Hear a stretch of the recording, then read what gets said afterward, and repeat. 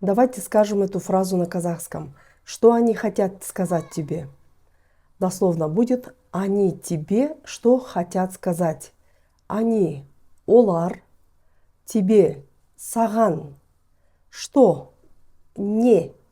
Сказать будет айту. А как будет хотят сказать? Для этого к корню глагола айт добавляем один из суффиксов желательного наклонения. Это г, к. Так как слово айт твердое слово и оканчивается на глухой согласный звук, поэтому мы добавляем к.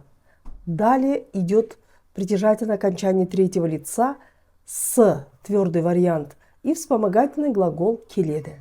Получается олардың, или можно сказать олар саған не айтқысы келеді. Олар саған не айтқысы келеді.